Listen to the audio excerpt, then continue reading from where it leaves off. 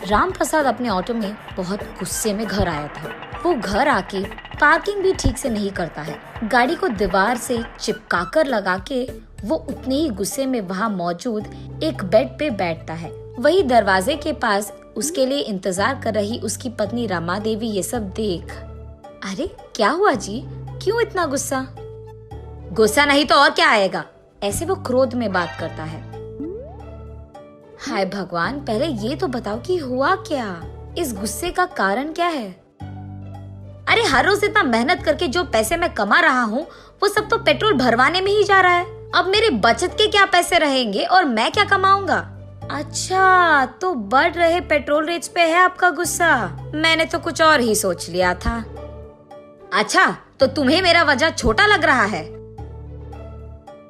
अब आप अकेले तो नहीं हो ना जो इस मुश्किल से गुजर रहा है। देश के सारे लोग इसी मुश्किल से गुजर रहे हैं। तो क्या मैं गुस्सा नहीं कर सकता हूँ इस बात पे? नहीं, मैं ये कह रही हूँ कि सिर्फ आपके गुस्से से कुछ नहीं होगा। आपके ही तरह अगर सभी को इतना गुस्सा आया, सिर्फ तभी इस मुसीबत का एक हल मिलेगा। अच्छा, तो मैं क्या करूँ वो भी तुम ही बता दो। तो पहले आप इस पेट्रोल रेट्स के बारे में सोचना बंद कीजिए और ये सोचिए कि हर रोज आपके ऑटो चढ़ रहे ग्राहकों को दुगना कैसे बनाएं। मतलब अब मैं क्या करूं? मेरे एक ऑटो को दो में बनाऊं या फिर मेरे ऑटो के पीछे एक और ऑटो लगाऊं?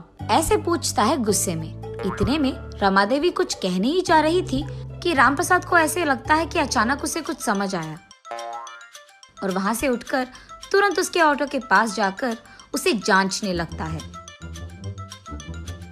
ये देख रमा देवी, क्या हुआ जी, अब फिर से क्या हो गया? ऑटो को ऐसे जांच क्यों रहे हो आप? खा जाओगे क्या उस ऑटो को?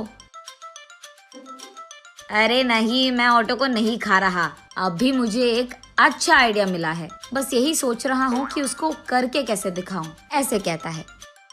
फिर रमा देवी कुछ कहने ही जा रही थी कि राम प्रसाद उसको सुने बिना ऑटो में बैठकर वहाँ से चले जाता है। ये आदमी तो मुझे कभी समझ में नहीं आएगा, ये सोचकर वो अपने काम करने लग जाती है। बहुत देर के बाद राम प्रसाद उसके घर लौटता है। रमा देवी अपने पति राम प्रसाद को और उसके द्वारा लाए गए उस अजीब ऑटो को देखते ही रह जाती है। ये क्या है जी?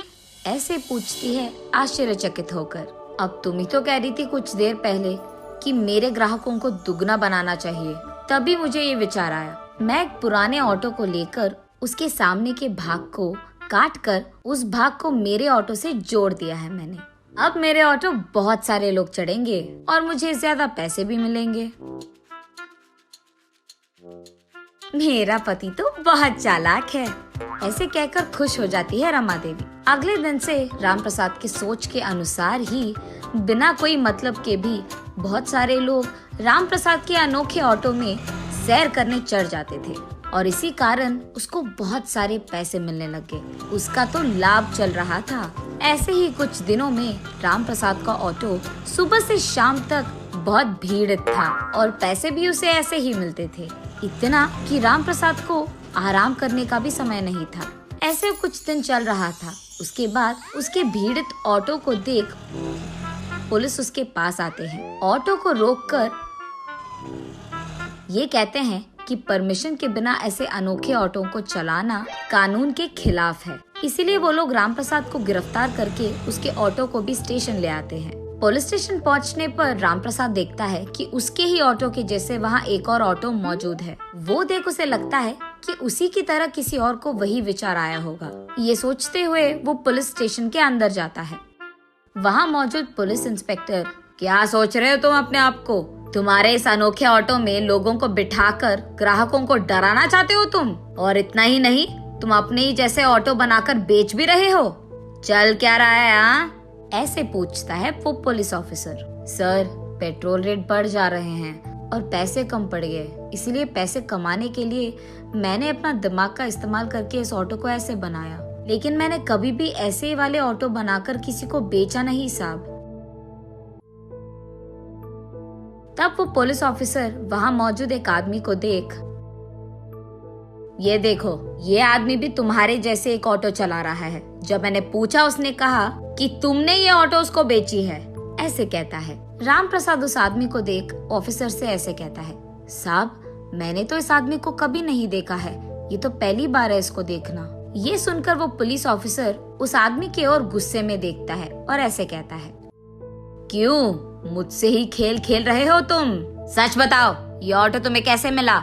ऐसे उसे जोर से धमका कर पूछता है। डर के मारे वो आदमी, साहब मुझे माफ कर दो साहब, उसका अनोखा ऑटो देख सारे ग्राहक सिर्फ उसी के ऑटो में चढ़ रहे हैं, और क्योंकि वो ज्यादा पैसे कमा रहा है मैंने भी अपने ऑटो को ऐसे बदल दिया साहब। सुनो, इस आदमी को जेल में डाल दो और इसका ऑटो कहीं पे बेच दो। आज से ऐसे ऑटो नहीं बनाएंगे, उसका ख्याल भी रखो। ऐसे कहता है वो पुलिस ऑफिसर। जी साहब। लेकिन साहब, इस आदमी को और उसके ऑटो को क्या करें? अब से ये आदमी हमारे डिपार्टमेंट में ड्राइवर का काम करेगा। उसी ऑटो में वो हर रोज ट्रैफिक रूल्स के बारे में, रोड पे सुरक्षित रहने के बारे में, ट्रैफिक रूल्स के खिलाफ जाने पर क्या क्या होगा, ये सब माइक लगाकर ये सारे शहर के गली गली में घूम कर बोलेगा। सब लोगों को ये अपने ऑटो में घूमते हुए जागरूकता देते रहेगा। ये कहकर वो पुलिस ऑफिसर वहाँ से चले जाता है। ये सुनकर रामप्रसाद, हाँ भगवान का शुक्र है मुझे कोई तो नौकरी मिला, महीने का इतना पैसा भी मिल रहा है मुझे, अब जो है उसमें खुश रहूंगा मैं। ये कहकर वो चुपचाप खुशी में अपने घर चले जाता है।